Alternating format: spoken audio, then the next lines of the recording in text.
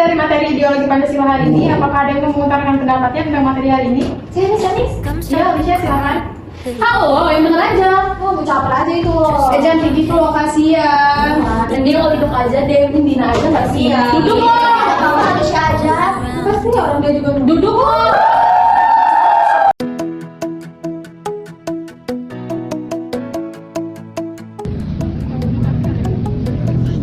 Iya, aku mau ikut lah.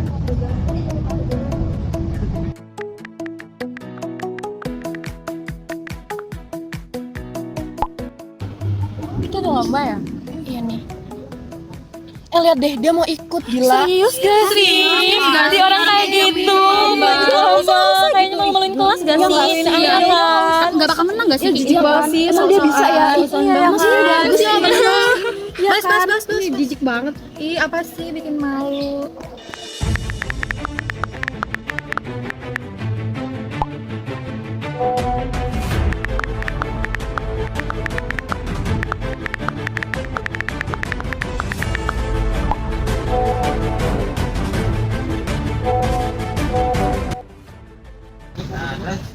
Ih, kenapa teman-temanku pada kayak gini semua ya? Aku ada salah apa ya sama mereka? Jadi pengen gak masuk kelas deh. Aku bisa masuk kelas aja lah besok.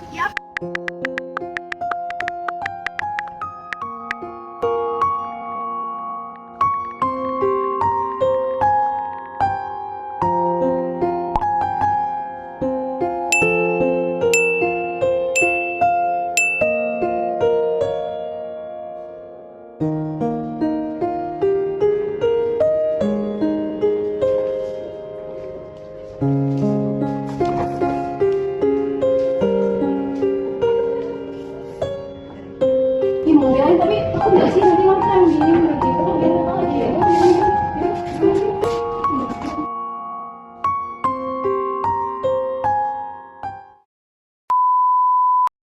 Assalamualaikum warahmatullahi wabarakatuh.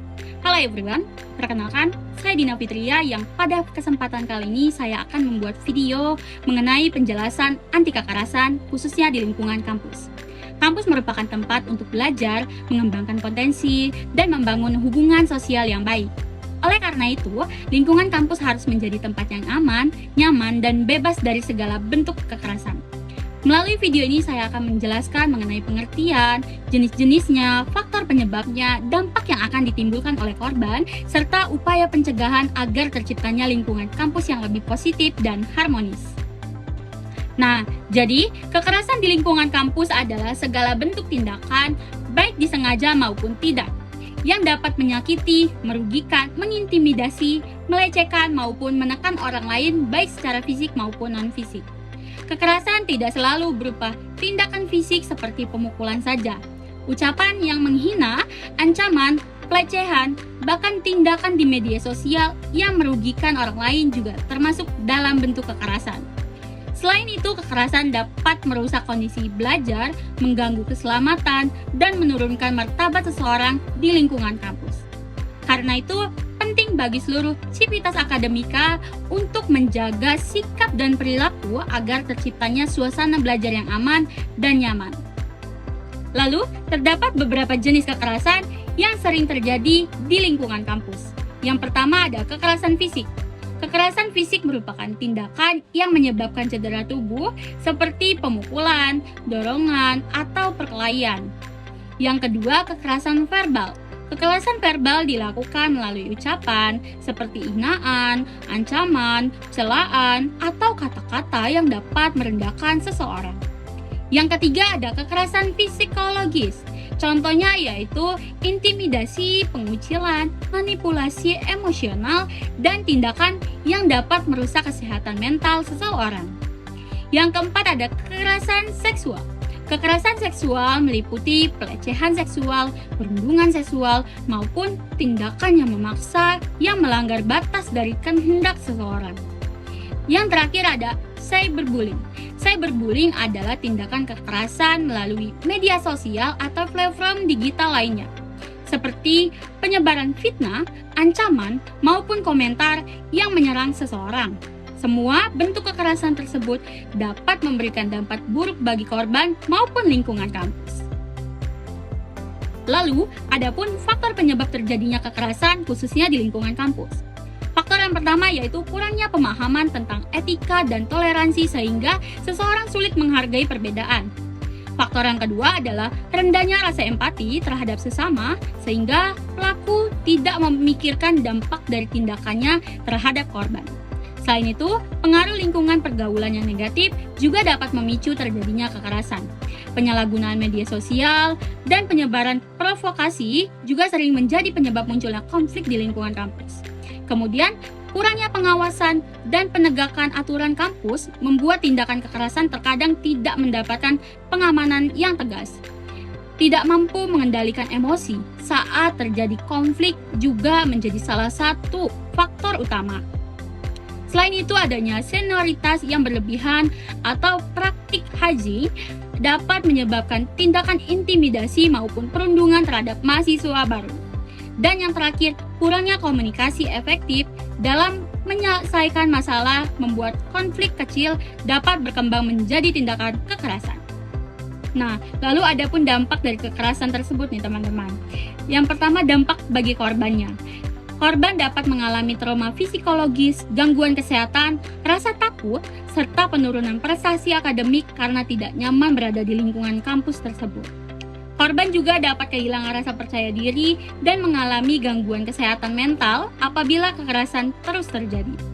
Yang kedua, dampak bagi lingkungan kampus. Kekerasan dapat menurunkan reputasi institusi pendidikan dan menciptakan suasana belajar yang tidak kondusif. Selain itu, konflik antara kelompok juga dapat meningkatkan sehingga hubungan antara mahasiswa menjadi tidak harmonis. Karena itu, pencegahan kekerasan sangat penting untuk menjaga kenyamanan dan keamanan seluruh sivitas akademika. Adapun upaya untuk mencegah kekerasan di lingkungan kampus. Pencegahan dilakukan melalui tindakan terintegrasi mulai dari pencegahan, deteksi dini, penangkapan kasus hingga pemulihan korban. Pertama, menanamkan sikap saling menghormati. Kampus perlu membangun budaya yang menghargai perbedaan melalui kegiatan orientasi maupun kegiatan sosial kampus. Kedua, meningkatkan edukasi anti kekerasan.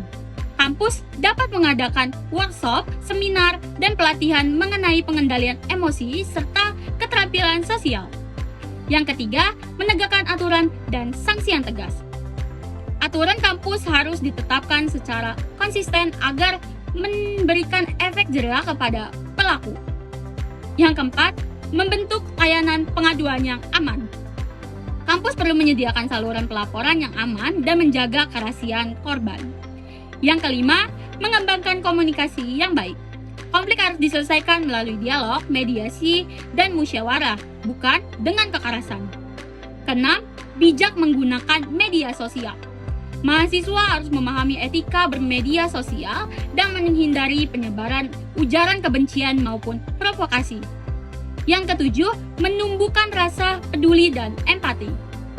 Mahasiswa perlu saling mendukung dan membantu teman yang mengalami masalah. Dan yang terakhir, menciptakan budaya kampus yang positif. Kampus harus menciptakan lingkungan yang inklusif, nyaman, dan mendukung perilaku yang baik. Adapun pesan yang ingin saya sampaikan dari penjelasan yang sudah saya berikan tadi.